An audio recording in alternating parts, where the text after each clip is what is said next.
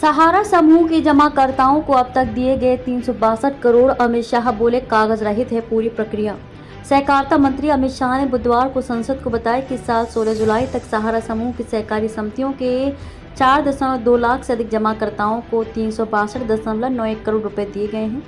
शाह ने राज्यसभा में एक लिखित उत्तर में कहा कि सीआरसीएस सहारा फंड पोर्टल के माध्यम से इसे आसान बनाया गया है, जिसे 29 मार्च 2023 को सुप्रीम कोर्ट के आदेश के बाद स्थापित किया गया था। इसका उद्देश्य जमाकर्ताओं को उनके धन को पुनः प्राप्त करने में सहायता करना था। वर्तमान में आधार से जुड़े बैंक खाते के माध्यम से जांच के बाद जमाकर्ताओं को केवल 10,000 रुपये तक का भुगतान किया जा रहा है। उन्होंने कहा कि पोर्टल पर प्राप्त आवेदनों की जाँच कर और जमा राशि का प्रमाण प्रस्तुत करने पर पारदर्शी तरीके से धनराशि वापस की जा रही है। उन्होंने कहा कि संपूर्ण प्रक्रिया डिजिटल और कागज रहित है, जिसकी देखरेख सुप्रीम कोर्ट के पूर्व न्यायाधीश जस्टिस और सुभाष रेड्डी और एमिकस क्यूरी गौरव अग्रवाल कर रहे हैं। केंद्रीय सड़क परिवहन और राजमार्ग मंत्री नितिन गडकरी ने राज्यसभा में बताया कि सड़क मंत्रालय ने फास्टैग के साथ एक अतिरिक्त सुविधा के रूप में पायलट आधार पर चुनिंदा राष्ट्रीय राजमार्गों पर वैश्विक नेविगेशन उपग्रह प्रणाली GNSS आधारित टोल संग्रह प्रणाली लागू करने का निर्णय लिया है। एक लिखित उत्तर में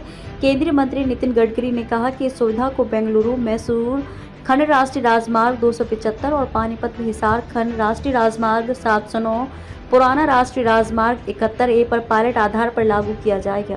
GNSS GPS और ग्लोनास जैसी उपग्रह आधारित नेविगेशन प्रणालियों के लिए एक साथ में इस्तेमाल किए जाने वाला शब्द है। गृह राज्य मंत्री नित्यानंद राय ने राज्यसभा में बताया कि सरकार ने केंद्रीय सशस्त्र पुलिस बलों CAPF और असम राइफल्स में पूर्व अग्निवीरों के लिए 10% रिक्तियां आरक्षित करने का निर्णय लिया है। अधिकतम आयु सीमा में छूट का प्रावधान किया गया है। नित्यानंद राय ने एक लिखित प्रश्न के उत्तर में कहा कि पूर्व अग्निवीरों के लिए CAPF और असम राइफल्स में कांस्टेबल और राइफलमैन के पद पर भर्ती में शारीरिक दक्षता परीक्षा से भी छूट दी जाएगी। राय ने कहा कि मंत्रालय संघ लोक सेवा आयोग, कर्मचारी चयन आयोग और संबंधित बलों के माध्यम से रिक्तियों को शीघ्रता से भरने के लिए गंभीर कदम उठाता रहा है और उठाता रहेगा।